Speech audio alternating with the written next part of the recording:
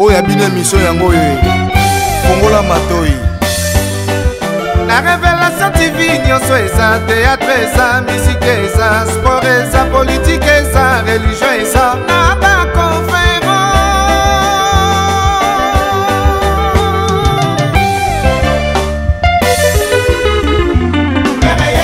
La Révélation TV, la Révélation TV na Congo. La Révélation TV, Révélation eza page suka Bible. Révélation eza page suka Bible. Suma lobela bango sangwe Yona Tino Matuza Yannick Bomolo Yena Afinu bien Bomolo Dieu levé Bomolo Taylor Bonkoko. La Révélation Il passe à TV Lili Caméra. Bonjour, bonsoir Nabalandi Internet News Nabino News Bozuli Bakoye Kolanda émission Nanga Royaume Vérité des Stars émission Oye Simba Makina mon président Zuma Tumba mobali ya Kovo donc balobi ke kata Kovo nde poto sentir ke beauté zali donc muto akati Kovo mezo sentir zo misa bota bana 10 ans donc Oye Simba Maki pa na ye en tout cas désormais nazo ko annoncer bino ke na minute yo émission Oye Simba mi pa na ngamoko Lorette Matondo la fille à catalogue dans la fille de lumière. Donc talaka veut dire balobi ke moi na soso ki avimi na kati ya nzungu c'est que maman na indi azana si donc ils nga maman na bango tout donc on est ko avertir la bino tout donc vous na bino poser pour nga moni na zabe na zui masolo ango donc na zui j'ai ango donc boke na bino esika mususu te donc boke n'est pas monter donc bo s'abonner mingi la Révélation TV donc au espace Merriez donc bo s'abonner trop et au sala bien ah ouais ça ne sika bino boko zwa ba ngamba solo bémission solo ngamba bien donc obino luka bo confirmer donc bo confirmer on a la Révélation TV émission na biso lelo to ko mba artiste et comédien donc na kati bino bo mona derrière na nga to ça na kati ya hôpital donc to ça libanda ya hôpital to ko yamba artiste moko donc moi ba nungu mo izo bibaki artiste aza empoisonné et on to ye awa pona ko solo na ye ko ye ba ezani ni peto solo na batu o bazo traiter ba confirmer biso eza vrai ou faux parce que biso to zo aka toujours ba information o to pesa bino ka toujours ba information o eza vrai donc on to ye pona confirmer bino ko ye bisa bino ke eza o biso to yokaki yango bien yango te donc nde to za to zo kota sur un artiste donc to comprendre que ça est seul ça vrai ou faux donc to sur un bateau bazo traiter donc ba minganga quoi ba expliquer biso et ça vrai ou faux donc en entendant to kota donc on peut ça mbote na mère na Jeannette Kunga Télémarque Emily Ingila Mamindaya donc na pesi ba mbota trop esika bazali et na pesi ba mbota trop et pas na ye moko mon boss mère yes donc la Révélation donc maman ba mibali et puis azabe maman biso ba basi etala kana sanzizu apoyi abenga mimi ya maman ba mibali donc aza maman ya biso nyonso tout donc mon boss na pesi ba mbote belé sikoza et puis ba mes condoléances maman tozo de la cara toujours neto ebisa kiyo et yo ça biso sinso ba pesi ba programme nyonso tozala na talaka yo maman. Donc mon DG, mon réalisateur Zuma Tumba, mon bali mbinga donc côté biso na kati donc poto zwa artiste na biso to solana ye donc poto yeba nini wezoleka donc ba mbote na ngai belé et pas ve na nga Blanche Diongo na kati ya Paris ve na nga yo bongo na nga o solate o sola kilo fort et ba mbote na nga na ye moko prince impresario dans la kati ya Paris quoi mobola de Kabinda donc mbote nange belé pa na yo Didier Makwala na kati ya province ya Luanda donc mbote nanga trop alors mon DG mon réalisateur Zuma Tumba donc réalisateur donc même biso na kati pour ba téléspectateur ba confirmer artiste ango azanan play téléspectateurs ya balandi ya émission ya Royaume Vérité des Stars donc quand on est dans le ben bino qui nga la lumière du monde donc lumière est partout au place makambezali donc toujours il faut ka tous à la il faut que tous informer dans la minute on est na bino kaki toza awa na hôpital pour na confirmer bino na ba nungu to yokaki artiste na biso moko aza empoisonné donc yango lelo toza awa na kati pour na confirmer ko zwa ba confirmation nyonso pour na koyebisa bino ba téléspectateur na biso o bolanda biso donc ndene bino ka veut dire ya boezala te donc ils ont ici comment boko zongote ceux qui étaient dans Révélation TV et Espace Mériès. Donc, tous en a quatre hôpital, pendant qu'on soit un artiste na biso, toyo kaye, pe toyo kana ba docteur ou bazo traité, ba pe sa biso information, ou toyo qui ce qui est vrai ou soit ils faux. Donc, tous en a quatre hôpital, to solana maladie na biso, tous en a maladie na biso ensemble. Bonjour maman. Bonjour madame. Boni. Mouké. Ok, nazo mona donc netika ça ne va pas ni ni sous. Ça ne va pas, son habit ça va pour paiement ezali nano. Non na kati paiement té donc ya na habit ça va mais nzamba songe déjà. Les autres est bien. Donc ça va donc par la grâce de Dieu ça va mais yebisa biso na ba téléspectateurs na biso ba olanda biso ba yeba. On s'est retrouvé à Wandengeni.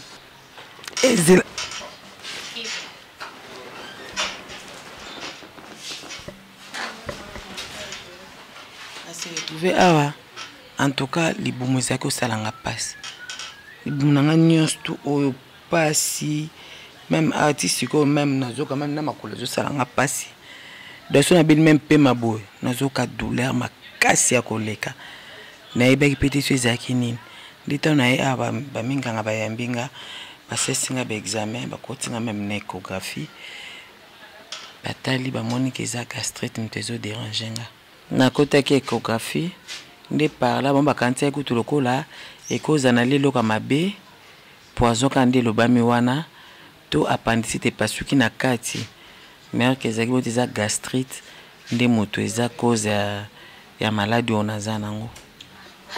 Mais biso soto za mama tendresse parce que to ki mo nongo ke ba empoisonné yo po te biki na musana bino bosala o donc ba jaloux bazaki belé quoi para yo nongo zalaka donc ba jaloux bazé belé amso ba ko empoisonné amso na ndela ya ba tournage na binde boki na bozana ba biliali ya amso yo ya pe o vandi bo tepe loko na mutu msu pa ye allié a we pe ko tia liboko boyo monika ki muninga te loboko amso so atike lo loka bien te na kati donc izaki o biso to zo ki information ke oza empoisonné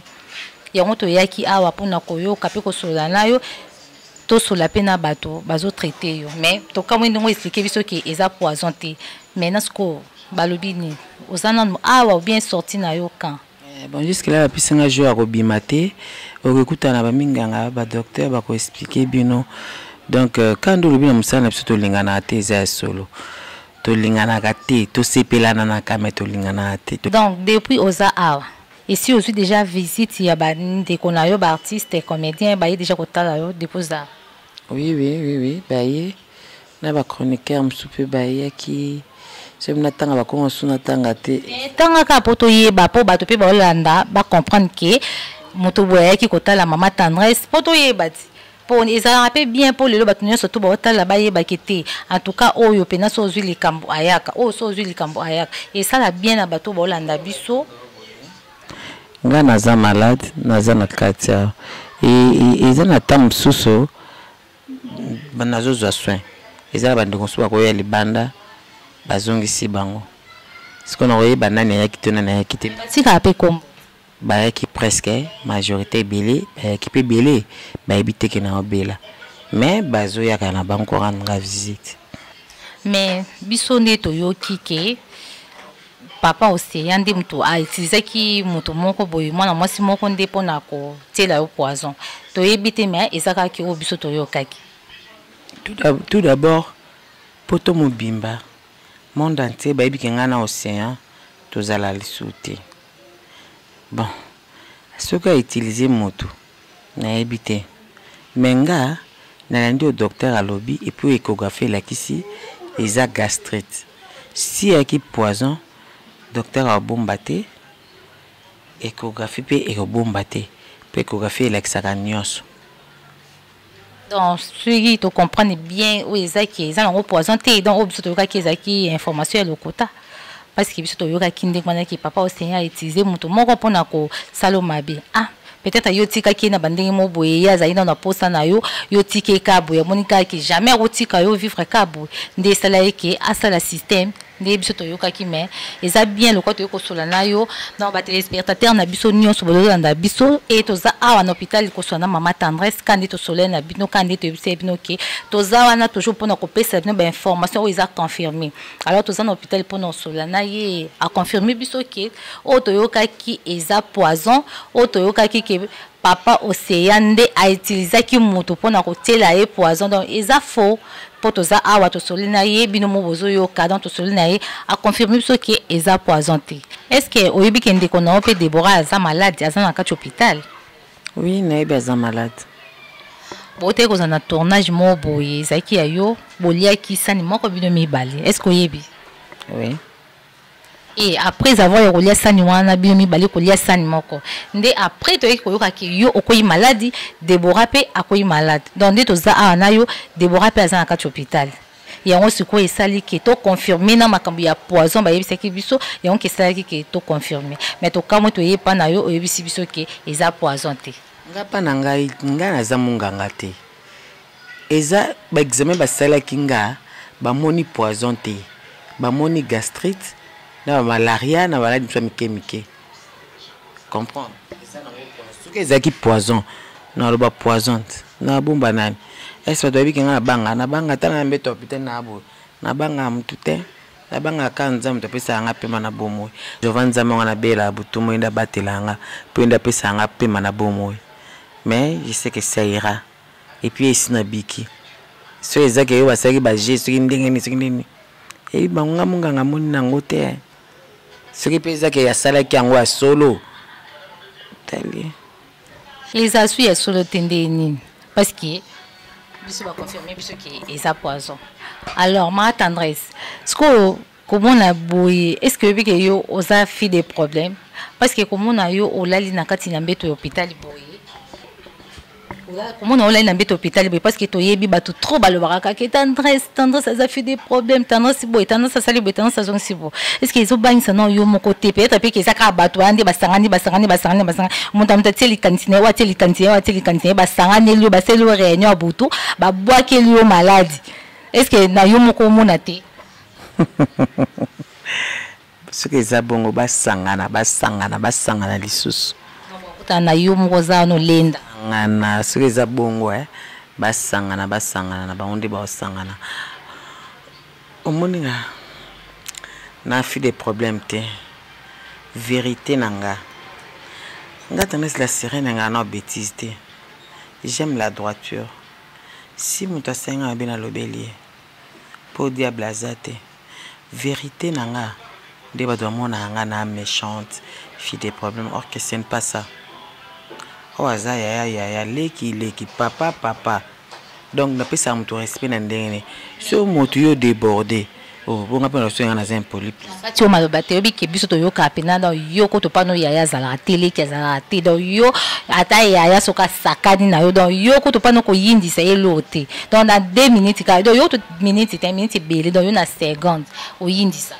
mais na kamo ndo zo bisa ke yo respecta mukolo aza leki azali nazali bon mate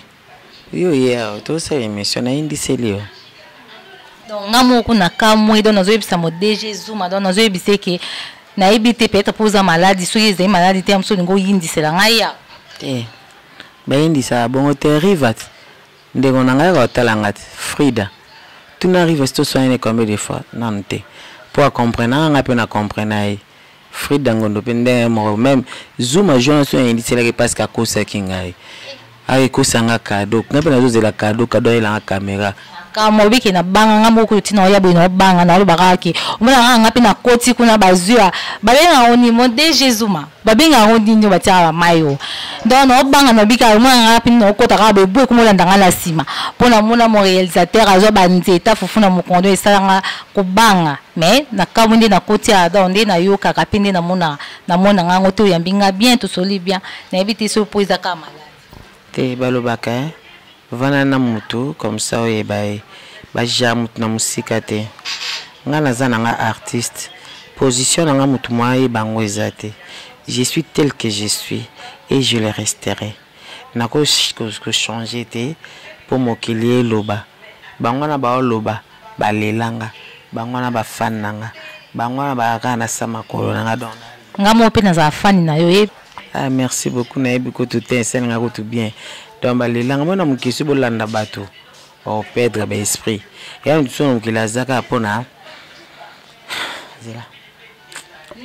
Si au banque service to yo kima o ba kiso to ba to maladie. Passé. Bamsu baza pona décourager baninga. So c'est décourager bango abetelo maboko.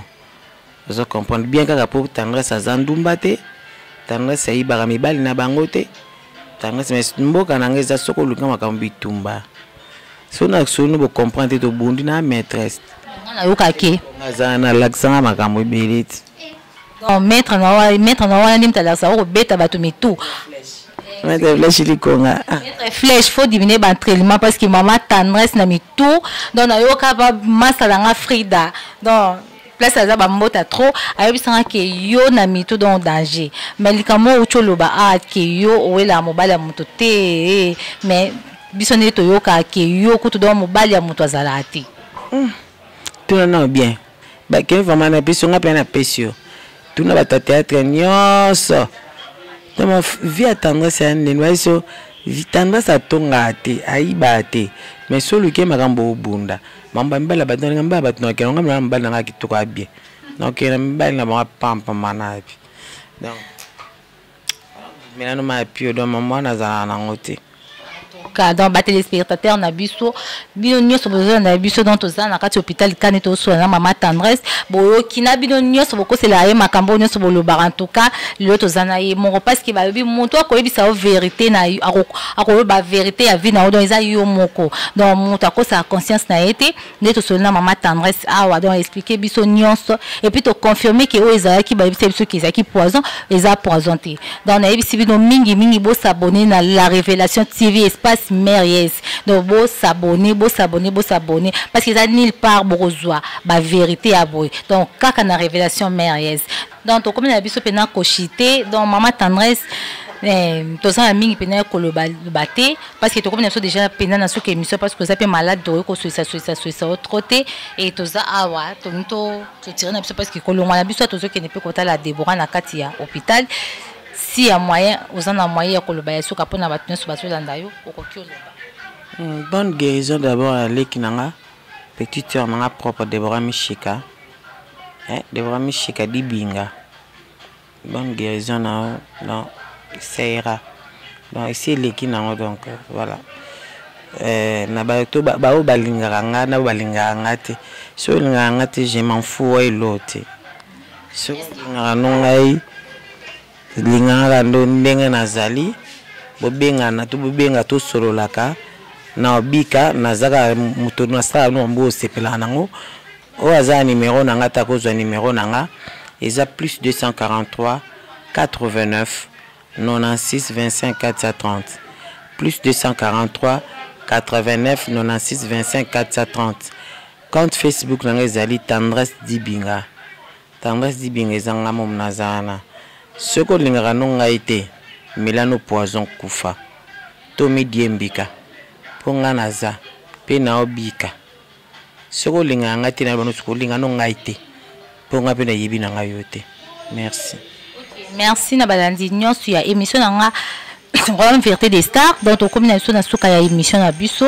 et bambote nanga trop na pesi na mon réalisateur Zuma Tumba, bambote nanga na pesi na Frida na pesi na Florence Mungala, donc bambote nanga na pesi na batonyo so Bed Mayasi Pichungoma. Pesa mbote. Mère es la révélation, mère es mbote no ngwana. Mbote nanga esuna Anio Kakoba Fossette na France. Et puis na sima maes motema agence maes na bafana na balinga nga mingi na ba na ko boka motu te o solo o sola te na boka côté na maladi kutu boy mama e na bose moi so pardon grâce nzuzi na Suède talaka yo na Véro Mwamba na France na Anissé Mwamba na France. Ok, Merci. Ok, bon, donc comme nous avons na suka ya émission na biso, bino nyonso bozui numéro ya mama tendresse bino bobengaki te artiste na bino bolinga makasi boyoki ba solution qui ba empoisonner alors to ebisa bino ki bozala poser parce que biso toza ngana za lumière du monde. Donc na pour na kozwa ba information pe pour na ko confirmer bino. Alors to tu ko swana mama tendresse bino nyonso bomoni to solo na ye Aza malade bien sûr mais aza empoisonné té. Donc nabino nyonso besoin numéro ya mama tendresse artiste nabino o nyonso za besoin ko soutenir ye. Donc kande bolinga ye kande bobenga biso pona koya kozwa ye na kati ya hôpital pour comprendre que oboyoka ki Isaïe qui est vrai ou faux. Donc, tu sois dans maman tendresse, ils sont en faux, mais ils ont des malades. Alors, bien, nous sommes besoin numéro naïe, besoin de soutenir, ils sont malades. Si c'est vrai que vous avez des bébés, c'est qui biso, vous soutenir, vous bengaye et vous allez bien mis. Alors, tous on a micro baladeur, on a biso, tous cela on a ba artiste moussou baza, ah ouais, puis tous on a ba docteur parce qu'il va confirmer biso. Ndenge nini traitement na ye ndenge nini zo kende puis sorti na ye eza campo toyeba donc toza na ye awa tozo soana ba docteur parce qu'il va confirmer biso traitement na ye zo kende ndenge nini quand est-ce qu'il y a kobima na kati hôpital awa donc to soana bango donc play docteur a confirmé les biso qu'ils ont gastrite mais ceux qui ont qui poison na ya nanga ceux qui ont qui moi mobali moi c'est mbaso lingozo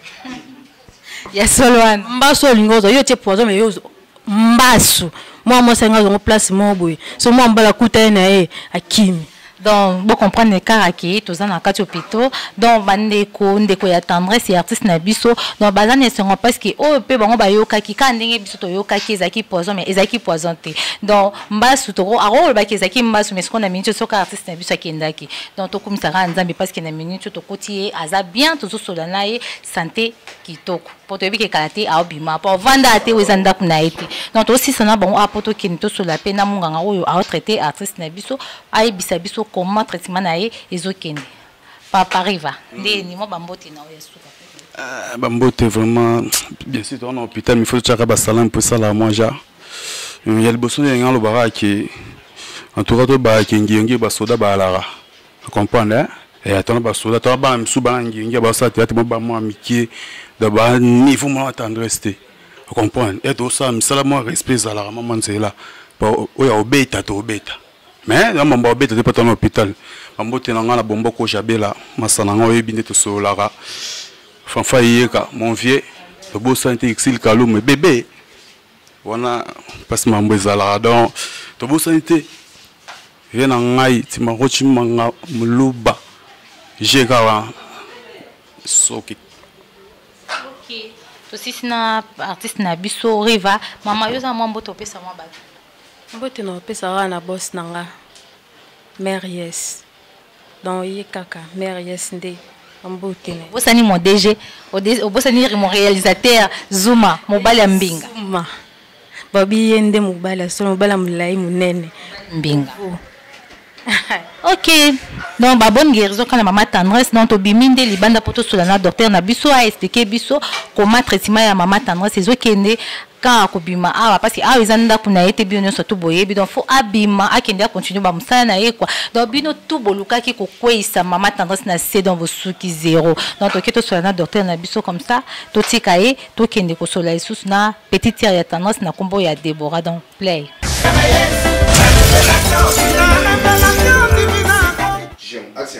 Dans les cas to le ben na bino qui to ça na kati hôpital pour na ko solo la cause information pour artiste na biso tendresse o to yoka ki ba solution qui aza empoisonné donc oui ça y bolingara et déranger bino makasi ne bobenga ki biso poto ya awa ko sola na ye et puis to sola na bato bazo traiter pour ba confirmer biso peut-être y a ko bombela biso qui ezaki na empoisonné pour yenda e biso mais photo sola pena munganga wa to traiter apesa biso a expliqué biso comment ezaki nini et apesa biso petan o nini maladie na biso akoma parce que toza na posa na ye donc toza na posa na ye ako vanda ate o ezanda puna ete donc to sola na munganga na biso. Bonjour docteur. Ah bonjour. Boni. Oui madame.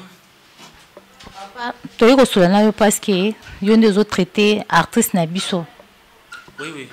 Ezanga.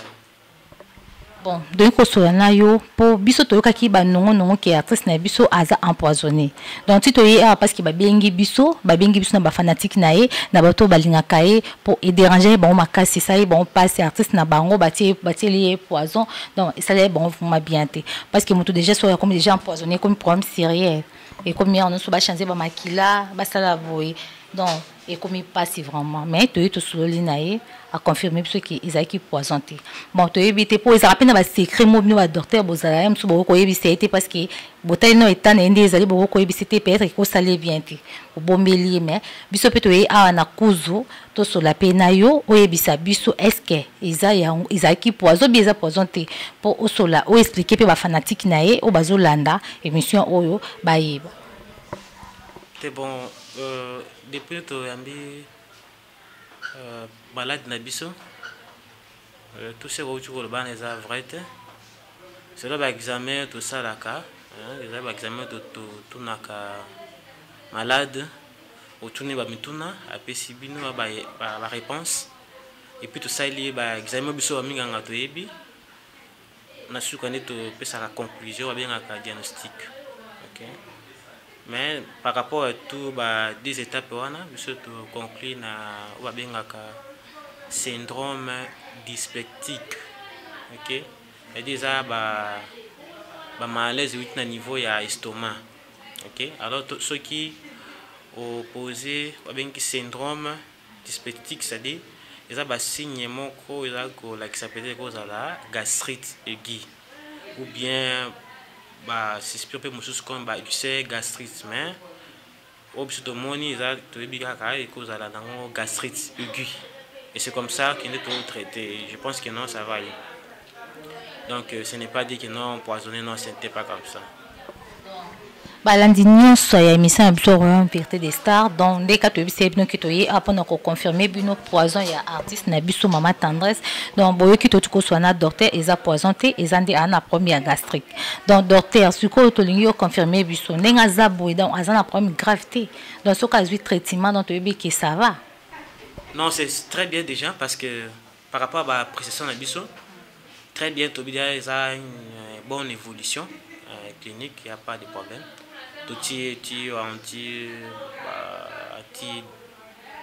Acide parce que l'estomac est quelque chose à causer une augmentation de l'acide au niveau de l'estomac ou bien monsieur a dit un stress peut-être penser comme ça. OK. Alors nous avons déjà mis un traitement et ça pour traiter malade de gastrite. OK. Donc très bien évolution donc très bien il n'y a pas de problème. Je pense que il faut libérer peut-être les lobbies à cause de rien là, il n'y a pas de problème. Donc, tu es qui quand tu es lobby qui tu es qui pour nous confirmer bino donc tu dois que soit les grands docteurs quoi. Donc on va traiter artiste na biso bino mo boyo ti ko yoka keninga confirmer biso qui artiste na biso mena si ko ça va donc ça va surtout bi ça va un peu dans ma bé pour toi na posa na donc toi na posa toujours azala bien azonga pour nous samsa na alors docteur tu nous confirmer biso ko bimane et non autre le baki ko bimane ko bimane même les lots même lobby. Bon, gastrite quand tu vois c'est pas une grande chose. OK. Tu histoire de traitement tout ça va bien bah signe banaki ko manifester de somme kolemba tout ça comme on est très bien parce que yebisi biso pe ke libumu c'est ko déranger ma casse effectivement libumu qui ma casse mais tu peux si obengaka bati douleur bati spasmodique tout constant là pour na ko maîtriser ba douleur wana maintenant ça va douleur on exaté et puis comme ko lire ça dit les vous sent très bien. Donc, merci beaucoup, Toto Sona, docteur Nabiso. Donc, à confirmer biso que Mama Tendresse à son appareil mon côté, à quoi bimane lelo, à quoi bimane pelo, bido bino nyonso, au canise yo alinga kaete, au canise qui n'a pas hôpital au kufa donc elo te, donc te mazara à moi nzambe, babi motuna motunza matala qui na misunaï. Am sunu wota Mama Tendresse na misuna no menza motala na misu no wota la qui do, donc à la te Mama Tendresse à bimane hôpital, donc docteur a confirmé biso mais na minute docteur pas copier biso ba numéro na parce qu'ils appellent na ba famille belé bande ko na mo bazana ba maladie ba souffrir ba gastrique am susu ba zo ba traitement ezo simba te parce que a wande eza place lobi ko ezali taka artiste na biso kota ki na bande mo be même minute tozo ba bino mo bo ti o mona mama tendresse azo solo la donc kitoko ko lia donc ça va to le loko neza be to ko meme pe to ki na biso na yi mais to tike ka po izana no accord docteur te docteur ko pesa biso pe numéro na bato ba olanda émission oyo po bango pe bakoza na ba problème na bango bande ko na mo bazali pe na ba maladie ba souffrir ba problème oyo ba ko ya apo na ba traitement ya bande ko na bango et puis na bato bazana besoin osunga mama tendresse oh msusa moni ki TM super na moyo tinda te ko benga pe boya mama ya téléphone pe ko le kate to pesa numéro ya docteur zo pesa numéro na yi o benga pono ko sunga o aza artiste na bino no bolo baka na musika te ke to linga ka bango to linga bango no il faut mona na misala a sepel sa bino ton pas du malade il faut bo sunga yi docteur zo pesa numéro o moni ka ko benga pe même na numéro docteur a ko benga na numéro docteur et o sala bien o sa artiste na bino bien azonga ko sepel sa bino toujours ninga misana ko sepel sa bino papa pesa biso numéro numéro nanga plus 243 85 01 33 123 donc na lobby plus 243 85 01 33 123. Bon, ok. Donc, tu as oublié ce numéro naïo et tu as oublié ce référence parce que ce numéro, ils ont toi-même peux pas prendre ma courant téléphone est à fermer mais tu préfères oublier ce référence na bateau broya parce que ça va donner référence bon on a facilité au comment ah na place oublier ce référence à hôpital. L'hôpital est dans la commune de Kassavoub sur l'avenue Balnalia numéro 85 commune à Kassavoub.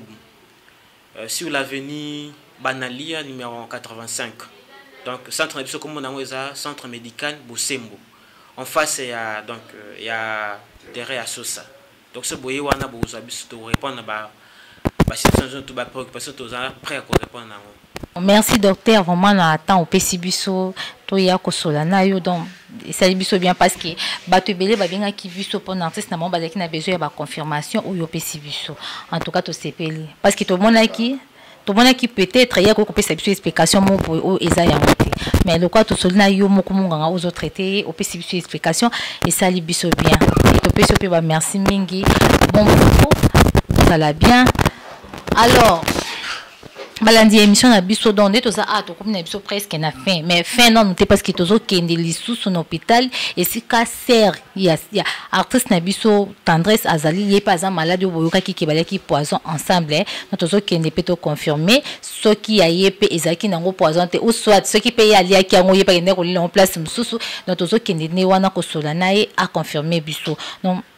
to comme na biso pena na suka tozo kende ko solana maladie na biso mususu donc chers internautes, téléspectateurs, nous sommes balandi émission dans la Royaume Vérité des Stars. Donc, eza bonga présentatrice na bino na kombo ya Lorette. Donc, quand est loba kike et to zaki na kati hôpital pour na kosola na artiste na biso tendresse na ba eko oto kike azaki empoisonné to tu kosola na ye et bino mo ba tu confirmer que ezaki o te biso to yokaki. Alors, tellement to yokaki ke balia ki poison ensemble na petite sœur na ye o azana kombo ya Deborah et yepi aza artiste comédien na biso ndeto ye awa na kati hôpital pour ko solola na ye ndeka to yebisa bino ki to ya a pour no solola na ye et comprenons-nous que dans l'hôpital awa eza dégâts donc balobi ke moyen to kota na kati ezate parce que chambre o ya zali donc moyen caméra et kota wana ezate yango to za awa kaka na libanda pona to confirmer bino ton bino mo bomoni ke toza na hôpital mususu donc o eza hôpital o to butakite toza na kati hôpital CMS eza na avenue Ngiringir na point ya Gambela donc toza wana pona ko sola pe na artiste na biso malheureusement de toza na kati ya balobi ke moyen to kota na kati ezate parce que chambre o ya zali caméra moyen ekota awa ezate mais donc on a to confirmer parce que si to la ka ki bino ke photo ya awa ko solo la na artiste na biso parce que na to confirmer ba information na bino o boyoka ki ke bazalaki empoisonné na ndeko na ye tendresse o azaki artiste na o aza artiste na biso Et même moi, la petite sœur aussi, Aza, artiste Nabiso, dont tu as pour nous solana, malheureusement, tu côté. Donc, Ezaka qui pour nous confirmer Bino. Parce que Biso, tu as toujours pour nous copier cette information, au Bino Boluka. Donc, quand on est dans le bien Bino, nulle part ailleurs, donc, place, nous sommes nous avons confirmation exacte. Quand on a la révélation TV, espace Merriès. Donc, quand on est dans Bino, qui est toujours pour nous copier cette information. Donc, nulle part ailleurs, l'information, besoin d'un peu quand la révélation TV, donc, espace Merriès. Donc, on a 4 hôpitaux, il y a pour nous consoler. Maintenant, il y a une chambre où on a côté zate, caméra côté zate. Donc, tout ça, on a docteur, tout le monde qui va docteur, basal libanda, ah, tout sur la tana docteur ou azo traité, le coup à Aza, ah, mais quand on copie, ça a information comment artiste n'a vu soit Zali.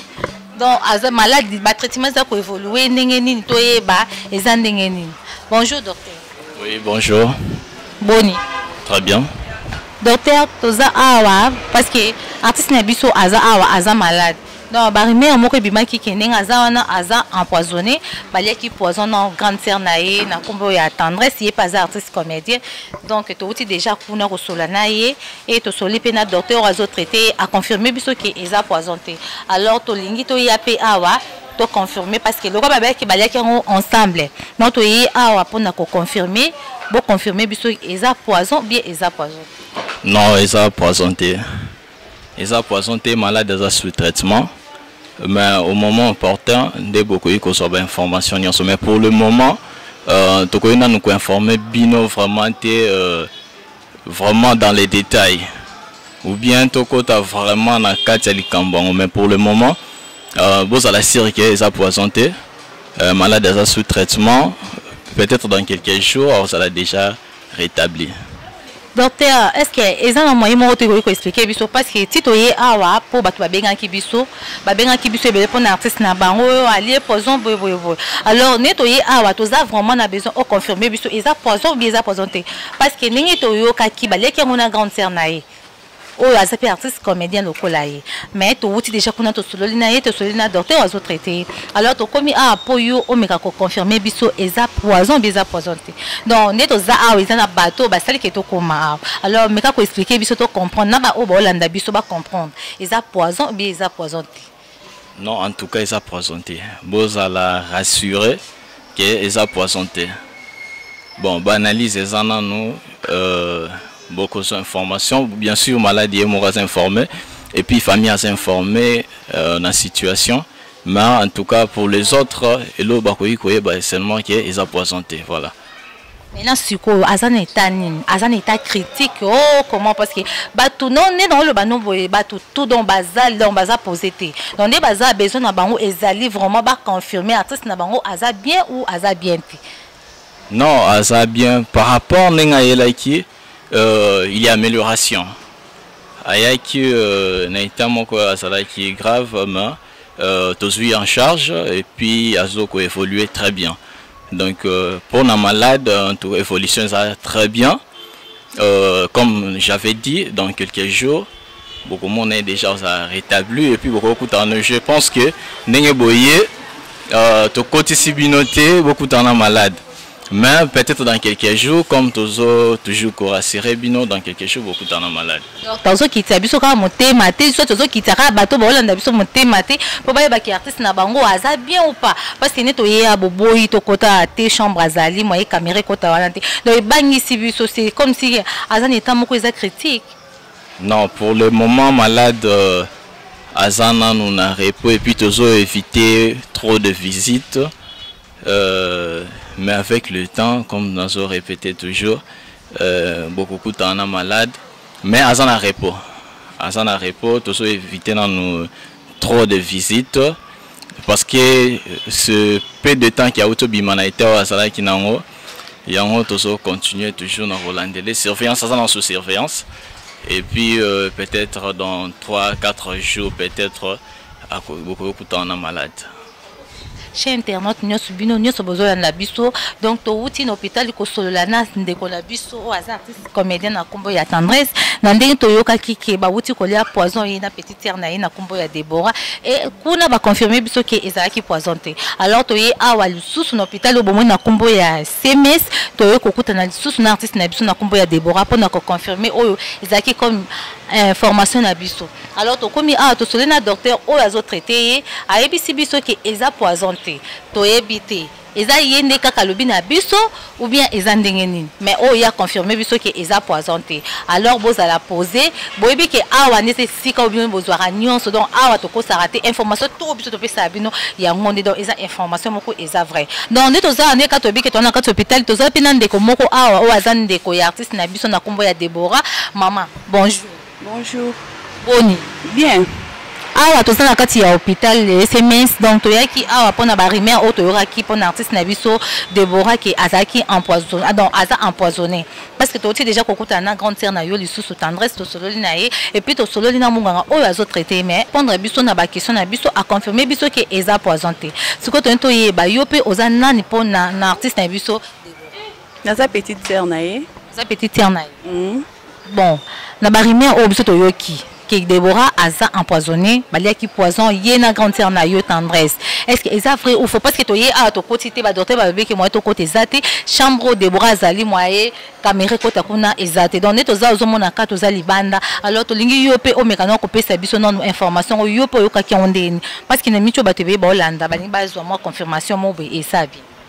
bon makambo ya Deborah na ebité oyebite